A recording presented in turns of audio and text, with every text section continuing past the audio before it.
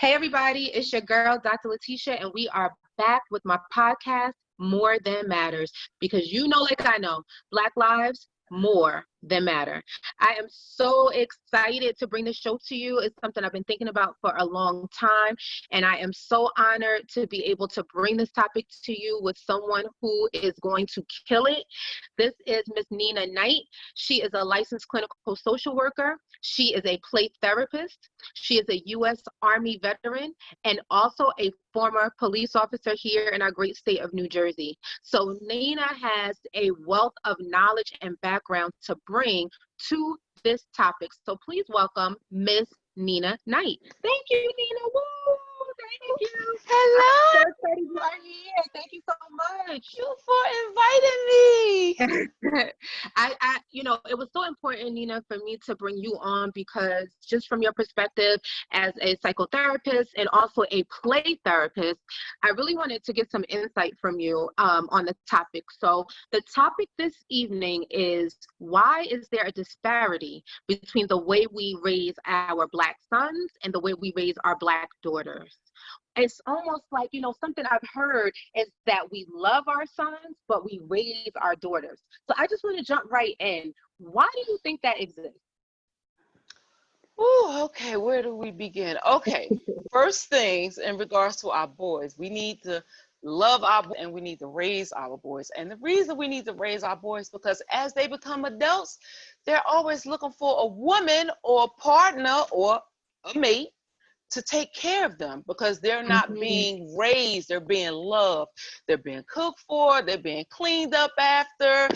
Only chores that boys have to do is take out the trash. Whereas the women on the other hand, whereas the women on the other hand, we gotta cook, we gotta clean, we gotta do the dishes, we gotta go shopping. We have so many responsibilities that we actually have to take care of. So we are groomed or raised to take care of our partners, other half, men, women, whoever it is that we choose to be with when we get older.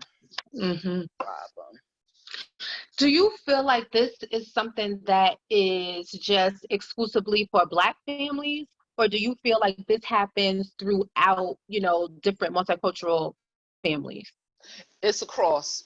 It's not only with Black children, it's diverse because I used to do IIC work and I've seen Jews, I've seen Indians, Blacks, whites, all nationalities, and I see it all across the board. It's not only with Black boys.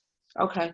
When you think about, since the podcast is about Black families, we're gonna say Black boys. Okay. Right? We're gonna focus in, but I wanted to know if this was something that was only just in our communities, because this is something that I've seen over and over again in my own family. It's something that I've seen in my private practice. It's something that I've seen actually my friends do, right? I'm a mom of a girl, so I am not a boy mom, but I've seen it. I've seen relatives and friends really treat their children totally differently. And it's like, what is the origin of that? Do you feel like it goes back to slavery? Where did it start? I'm not really sure if it started back in slavery, because during slavery times, you figure the men was the ones that was actually doing all the work, where the women were actually the ones having sex with the masters and having the babies. So I'm not sure if it really started back from slavery. See, I wonder, I go back to slavery, Nina, only because, I think about sometimes how, there were times where the mothers protected the sons, right? Because we know, right, that white supremacy is built on many, many things, but it's also built on the fear, right, of Black men, right? And so, I think about how sometimes during slavery, in order to keep the Black boys close, right, the mothers would tell the master that, the boy was stupid or he was slow or he didn't really understand, right? Because they wanted to be able to protect them so that the boy wasn't sold off, right? So I just wonder if some of that has trickled down generationally, because I feel like we just have it completely backwards. So many of our young women are inundated with responsibility, right? And needing to cook and clean and be orderly and know what it is to raise a family, all of that stuff. And it's almost like as long as the boy comes in, he's okay. Like, what can we do about that? We got to start raising them to be multitask. The same thing you teach the girls, you got to teach the boys. You got to show the boys how to cook. You got to show them how to be domesticated. Boys feel as though being domesticated is like being a little feminine. No, that's teaching you responsibility. It's a 50-50 street, because in today's society, women are out there, excuse my French, I'm not sure if I can curse, but women are out there busting their asses just as much as men are. So it's like That's whoever right. get home first needs to be the one cooking and cleaning and doing the dishes, doing the laundry, taking care of the kids. Nowadays, you have a lot of men that are actually fathers that stay at home, stay at home dads. Stay-at-home dads. Yes. I think it's so interesting that you say that, because I think without teaching those skills, then, you know, the young women that we are raising, right? The young women that we're raising, who are they going to be partnered with? Allegedly. Right? I don't, and nowadays, I don't even think the girls are being raised. They're raising themselves. Touch on that. Touch on that. Touch on that. Tell me more about that.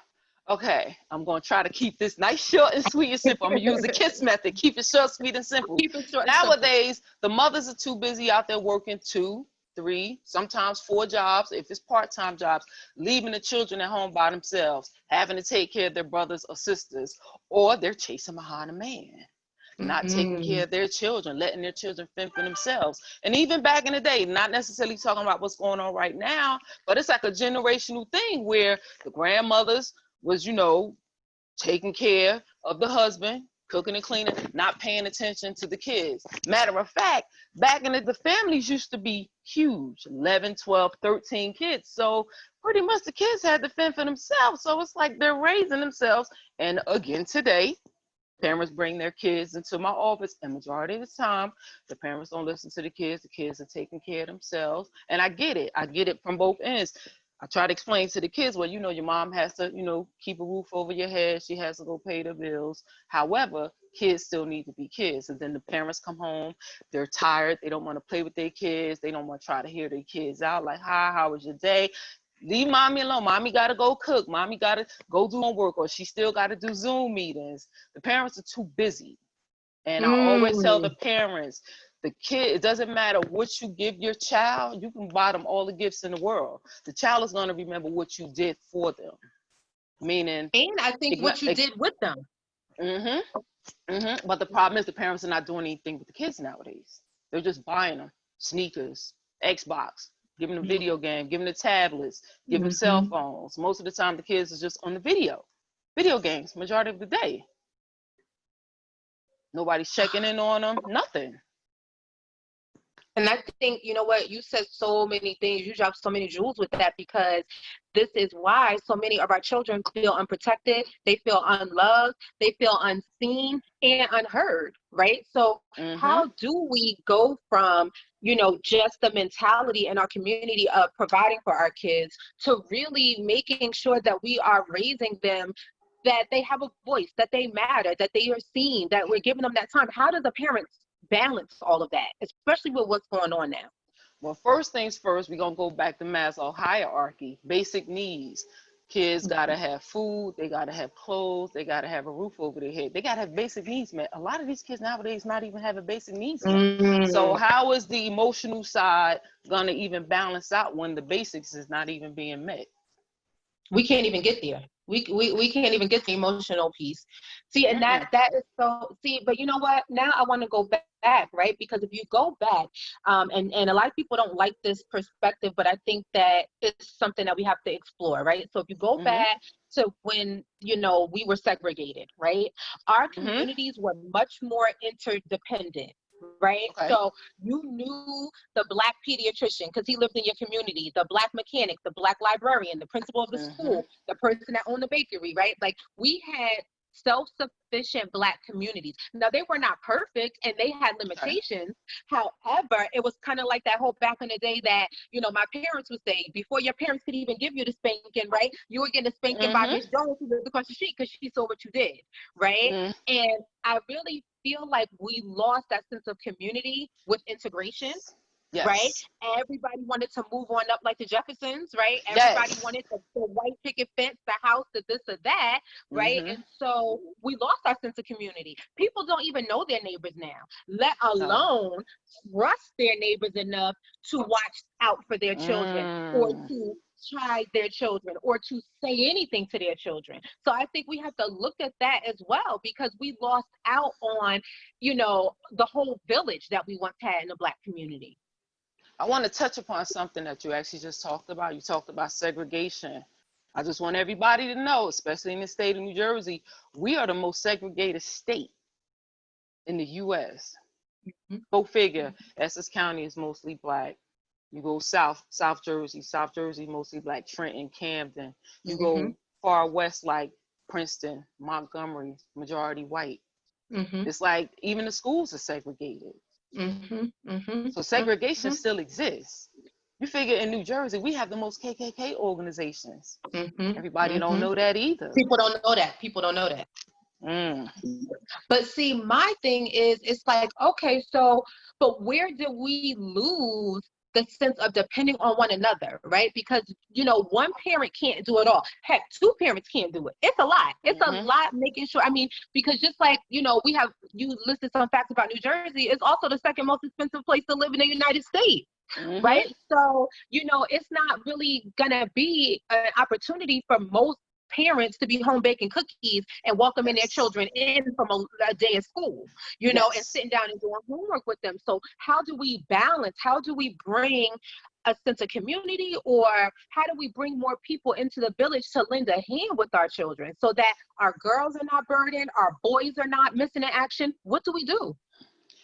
You need a community to raise you need a village to raise a child. And like you said, that's where we lost it at. Like you said, we don't know our neighbors. Back in the day, your neighbor was able to hit your child on the head, saw your child doing something. Why you not in school? Get over here. I'm telling your mother. Now, the problem is we don't trust no one. The trust just went out the door. Yeah, it's a lack of trust. And I think, it's a lack of trust. I think so many things have happened, right? So we've had communities and even family members, right? But children have been hurt. Children have been harmed, right? Children have been sexually abused. Children have been physically abused. I know you saw a lot of that, not just now as a play therapist and a psychotherapist, but also as a police officer, right? Like, parents sometimes not even knowing who they can trust because of the things that happen when they entrust their children to other people.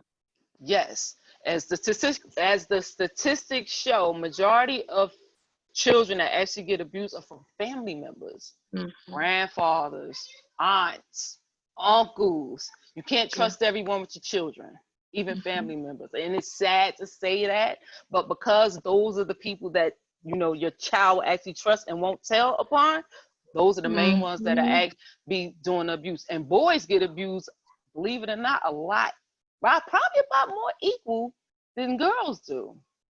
You know what? That's so interesting. Now, that's a good point. And I want to really expound on that, Nina, because I don't think we talk about it at all, especially in the Black community, right? The sexual abuse of Black boys. It has caused a lot of pain. I know you have seen it in your practice. I've certainly seen it in my practice, dealing with adults, right, who are traumatized. Maybe they're womanizing, or they're abusing substances or food, or, spending money erratically, right? They have some careless behaviors, and it all stems from childhood sexual abuse.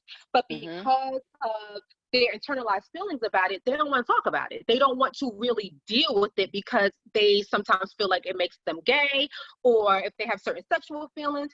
Talk a little bit about that. Why do you think we just kind of sweep the abuse of our boys, under the rug? Well, that comes from generational.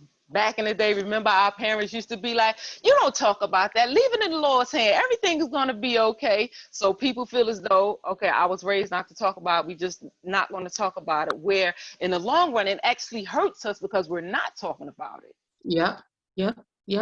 And I think, and I want to say this because I think that abuse, period, is not talked about the way it should be, right? Or they're blamed, right? So a lot of female, victims are blamed. It's their fault. They're lying. They're fast, right? Like I've worked in therapy and had, the dad or the mom say, "Oh, well, she's just fast," and it's like, what? No. You know what I mean? So even that dynamic exists, right? Where we sometimes don't even see our children as vulnerable or as victims or as in need of protection because we're so busy doing some of the other things. It's I agree. something that we have to really work through. Yeah, I have a situation like that now. I can't disclose too much, but Hmm. long friend of the family, she called grandpa. 14 years old, she stayed over at the house, was used to staying over at the house. One night, he started rubbing on her thigh, rubbing up on her leg, and she immediately called her mother. She said she was shocked because she wasn't like in the right state of mind as to like what was going on, but she told, which was a great thing because the That was problem is great. these kids don't tell. That's right. Yeah, and That's thank God right. her mother believed her. Oh, good job, But the whole mom. thing Good is job, the mom. mom is actually stressing it more, out of her mind than the child is. Because she feels as Hmm. though it's my fault. I put you in harm's way. I trusted this person. I should have known better. And now that she's in back, she's seeing the red flags. He was taking videos of children, saying, "Oh, that's not a child. That's a grown woman." Like you saw the flags, but you just chose to put the blinders on because this was a close family friend. Yeah. Wow. So that's something else, right? Like we have to really do a better job believing our children, right? Like I Mm-hmm. am not going to say that children sometimes don't lie to get their way. They want to go to the party. They'll lie and say they're going Mm-hmm. to, Shishi's house when they know they're really going over to Brian's house. Mm-hmm. Happen. Going back to Mm-hmm. what I said earlier, right? Children will be children, right? Children are Yes. going to do certain things. But, we as parents and as community members have to really recognize that things like emotional abuse and sexual abuse and physical abuse, Mm-hmm. unless that child has a severe and persistent mental illness, I'm talking about in need of hospitalization because it's so severe, right? Like, Mm-hmm. why would a child make something up like that? We have Think to about do what you better. just said, though. Think about what you just said. Back in the day, if Johnny or Becky had like schizophrenic, oh, she'd be all right. She just a little crazy. She go put her in her Mhm. room, just lock her in a room like something was wrong with her. And that was the child that was actually being touched all the time. And then when she got Exactly. older, she moved away. And then everybody like, oh, she was crazy. Nothing ever happened to her. Now that you look back, maybe everything that she actually said probably actually happened to her. But because she Exactly. had a little mental disorder, as you call it, oh, she was Mhm. crazy. That never happened. Mhm. Mhm. But I always Mhm. tell people, your child. You know when your child is lying. You know when your child trying to get away That's from right. something. If your That's right. child come in and say, somebody touched me, believe it until you can prove otherwise. Because the That's right. problem is moving forward, if you don't believe your child's not going to come to you because they can't Mhm. confide in you anymore. That's right. That's And then right. that's when they go That's to the right. streets because the streets going to have their back. The streets going to believe in them. Absolutely. And that's where the gangs Absolutely. come involved. That could be a whole nother, podcast. That's a whole nother Yeah. topic. That's a whole nother topic for us, right? But it's so true because that's what gangs become involved. That's where the wrong Mm-hmm. crowd fits in, right? That's Mm-hmm. where, some of our young girls are looking for love, right? So they're dating a guy that's 22 and they're 14, right? Because Mm-hmm. he's given the attention, he's given, that sense of security that child is longing for, Mm-hmm. right? And So then it that's goes a back to the whole, basic needs too. The exactly. gang member be providing them money, providing them clothes, giving them food, giving them shelter. Basic needs. Hearing them, seeing them, Yep. right? Mm-hmm. Because it's the emotional connection too, because we all have a need to belong. We all have a Exactly. need to be loved, even if it's not from a good place, even if it's not Mm-hmm. from the most positive, environment, right? We all Mm-hmm. have that need. And so our children are looking to fill that need by any means necessary. But the main need is to be heard and to be Mm, acknowledged, even with adults. that's right. They're not That's right. acknowledged. Their feelings not acknowledged at all. Even if you That's give right. them a a nod, okay, I hear you. You don't say. You don't necessarily have to constantly give them an explanation. Just hear them out. That's right. That's right. I think it's also us recognizing that, our children are worthy of respect, right? So I don't think that Yes. children need to be elevated to the role of adults, right? So, I'm not going to sit and reason, and have a round table with my child. But, but it's important that, she feels heard, that she knows she can come to me. And there are some things that are negotiable and there are some things that are just not negotiable. But I think that, slavery has done such a job on us because we sometimes in turn treat our children the way we were treated in slavery, right? Mm-hmm. Like feeding them, you know what I mean? Like, we want them Mm-hmm. to conform, we want to break their spirit, we want them to just obey, but then it has negative ramifications. We have to work on changing this. Go ahead. Unrealistic expectations for a child. We try to give children too many adult responsibilities. Tell We me have what that to means. immediately Give me an stop that. example.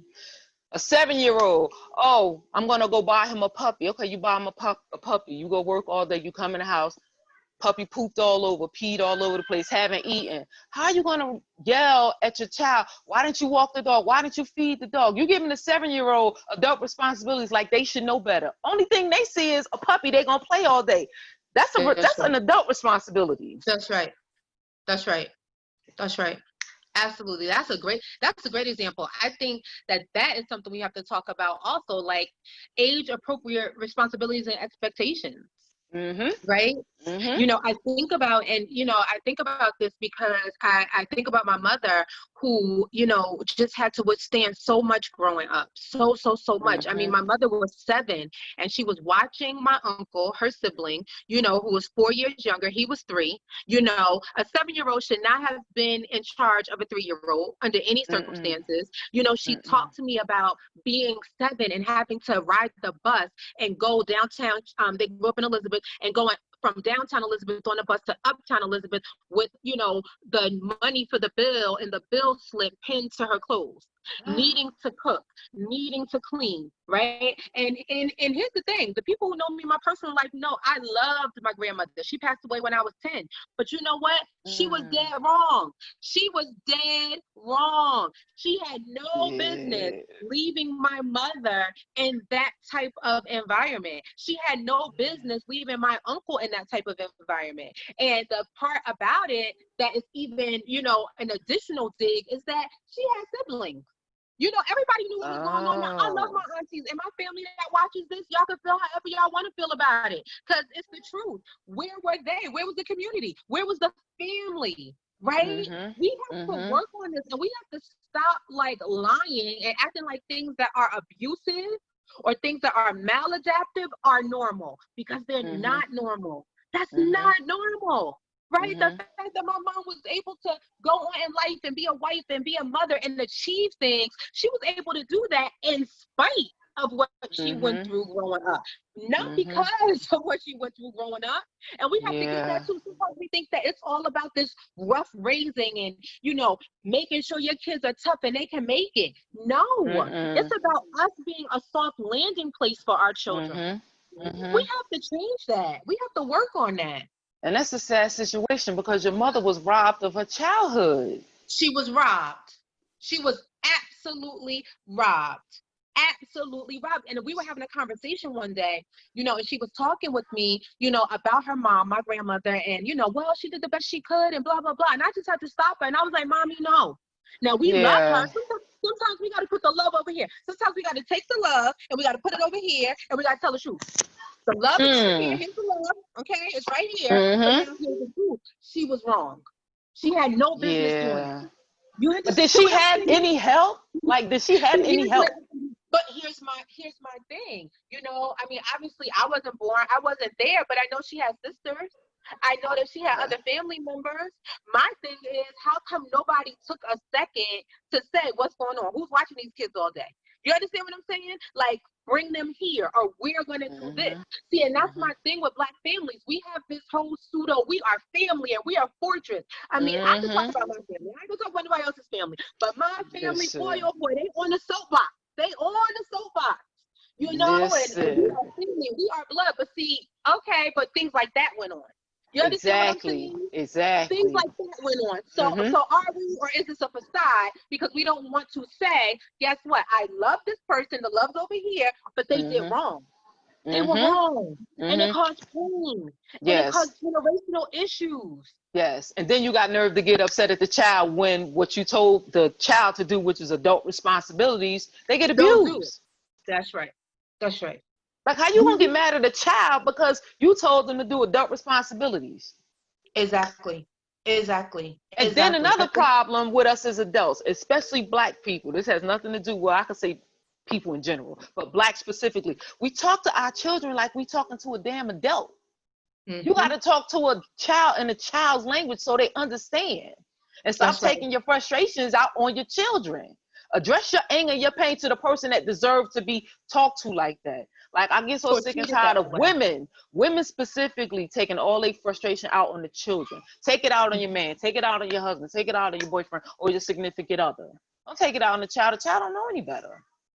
And I think that is something for a whole show, right? Because the other, Yeah. now see, now the flip side of that, right, is to the guys, because I got to get the guys, right, who, all right, now the relationship with the mom doesn't work out, and so you just forget you have this family. You forget about these kids because, hey, I'm not with her anymore, right? So Mm-hmm. it's so deep. There's so Mm-hmm. many dynamics. There's so many dynamics. But it's like, what I want to say is not everybody can be my mom at the end of going through something like that. Mm-hmm. Not Mm-hmm. everybody can be functional. Not Mm-hmm. everybody can go on and, be married and raise children and work. Yes. And you understand what I'm Yes. saying? And, my mom is Yes. a minister, like she is a Yes. gifted person. She has so many different things that she was able to achieve. But again, I say, in spite of all of those things, not because of them. So we have to stop with this belief that we have to be tough on our kids and make sure they get it and Mm-hmm. all of that. Like, we have to lead with love. Because Mm-hmm. guess what? Society has shown us, society does not love our Black children. They don't give a damn. Society, look at Tamir Rice. Tamir Rice was Mm-hmm. 12 years old. Look at Mm-hmm. Trayvon Martin. You know what I mean? Mm-hmm. Like, people, when you think about the media trying to make these kids look older, Mike Brown, right? Trying to make them seem older and Mm-hmm. intimidating so that it's no sympathy for our Black Mm-hmm. children. We Mm-hmm. can't lead with that. We have to Mm-hmm. lead with love. We have to Mm-hmm. lead with protection. We have Mm-hmm. to also lead with honesty, right? And be able to Yes. call out behaviors that are damaging. That are damaging. Yes. But the Not problem with everything. that is we too busy worrying about how others perceive us and our family, so we prefer to just lie and not tell the truth. Another point Listen, that you touched upon with schools, we gotta stop putting our schools in the predicament of training and teaching our kids. that's right. You're not teaching our children what our children need to know. That's your That's right. responsibility as a parent. That's right. That's right. Prime That's example, right. I used to work at a school, 2018. They have books from 2010. 2010? Not when the school system getting all this damn money. Exactly. Really? Like Exactly. Mhm. 2010 books? And then they want to know why we're so behind when we leave high school, why we can't score so high in the SAT. That's a big problem. It's a huge problem. But see, here's the thing. It's the same reason why, Nina, we have the stands filled, at the freaking Pop Warner games, okay? But you go to the school Mm, board meetings and it's a ghost town. Do you understand what I'm saying? mm, So it's like there's so many things that we have to talk about in order to get our children and our family on track. What I want everybody listening to know is this: there is no perfect, blueprint here, right? no, it Like, isn't. parenting does not come with a manual, right? There's no No, it parenting doesn't. Bible that you get when you get pregnant, right? But we Hmm. have to be able to get wisdom from professionals. Okay, Hmm. we have to be able to do our own work, and I think we have to look at our own lives and ask ourselves what worked, what didn't work, right? Like, what traditions am I going to bring from my family of origin? There are things that I do with my daughter that I got from my parents that I'm sure my daughter will do with her grandkids, But Hmm. there's some other things that I had to say, that didn't work so well. And Hmm. recognize that that doesn't mean that there's no love. Here's the love. The love is still in the room, right? But there's no love. But maturity means knowing what to throw away and what to keep. Hmm. And we These gotta are ask for lives. help. That's Problem right. is That's we a don't big like one. to ask for help. Strong That's right. black woman. You remember the cartoon character? I think the lady looked like Ancient Mom. She had the little red, white, and black bandana, and she was like this strong black woman. That's right. We're not strong. It's all right to ask for help. If you need the That's help, right. ask for the help. That's right. That's right. But we It's want a to give myth. off this persona like we got this. No, we don't got this. We don't Behind got it. closed doors, you drinking, you smoking, like you stressed the hell out. That's Ask for the right. help. That's right. That's right. And the help should not come from your children. They're not your source, right? They're not your source. You Exactly. are their source, right? Because another Yes. thing that I see when I think about the disparities, right? Just to get back to the topic, because it's so juicy. We got we went so many places. It's so juicy. But I've seen, Black mothers with, this is my king, right? And that's not your king, that's your son. Exactly. right? And then when your son gets a woman, you're competing with the woman. Okay, I've been through that Mm. experience. Right, I am so Mm. blessed and thankful to have an amazing mother-in-law now, right? Who has her own man, my father-in-law. You understand Okay. what I'm saying? Okay. And, Okay. and she's not trying to be her son's woman. She's his mother Mm. and she has her role, and I'm his woman and I have my role. And it's like, we have to get into that. I think that is something that is definitely not talked about, I'm right? about to Like, throw a monkey wrench in it though. Culture go ahead. plays a big part. Culture. Depending on the Mm-hmm. culture, Mm-hmm. Asian culture, Caribbean culture overall, the men are raised to sit back and let the woman do everything. Mm. How So, about that? okay, so you're saying depending on where the Black person is in a diaspora can Mm-hmm. control what the outcomes are, Mm-hmm. right? Absolutely. Okay. Okay. Absolutely. I definitely think that that is a part of it. I think that we have to be able to pull all of this apart because it's not right. That's the point. No, It ain't right. no, no. Whatever action they're doing, wherever they are in the world, it's not right. You know why it's not Mm-hmm. right? Because that's why we have so many broken families. That's why Mm-hmm. our divorce rate is huge. That's why our marriage rate is absolutely low. You understand what I'm Mm-hmm. saying? That's why we have so many Mm-hmm. broken families because I believe strongly that people don't know their roles. Yeah. Our Yeah. men don't know their roles. Mm-hmm. Our women don't know their roles. Mm-hmm. You know what I mean? Mm-hmm. Like your roles professionally are not the functional role that you should have in a family, right? So that is a whole nother podcast. So we'll talk about Yes. Abraham because Yes. roles is a huge thing, right? You have the family where the father, he may be in the family, but his attitude can be, well, hey, I'm bringing home the money. I don't have to give any emotional support or any love, right? So now you got the little Mm-hmm. girl looking for love elsewhere because they don't get that full on love, right? Mm-hmm. Well, you got the Mm-hmm. mamas, right, loving on the sons, not loving on the daughters feeling left out, or the sons feeling invisible because the mom got their princess and they're dressing alike and the son is over here. So it's so many dynamics. Mm-hmm.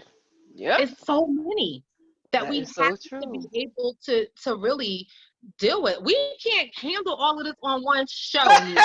I know, because it's different variables. You throw in one thing, it change everything. So we Prime are just, example. I remember traveling to Jamaica, and I remember my tour person. She was a female. I think she was like 15 years old. She was explaining to us that at the age of 9, she was having sex, and long as she was able to handle herself, it was okay. You wow. can't do that over here in the States. Like she Mm-mm. had to grow up fast. Wow. 9 years old, long as you can Wow. handle yourself. I was Wow. shocked. Wow. I'm hurt hearing that. Yeah. I'm hurt Depending on hearing the that. culture, depending on where Hmm. you're raised. Hmm. That And plays a how big and the factor. value and the value. How are our Black female Hmm. children valued versus how are our Black male children valued? And it's topsy Hmm. turvy. It depends on the family, like you said. It depends on the dynamic. It depends Hmm. on all of those things. Hmm.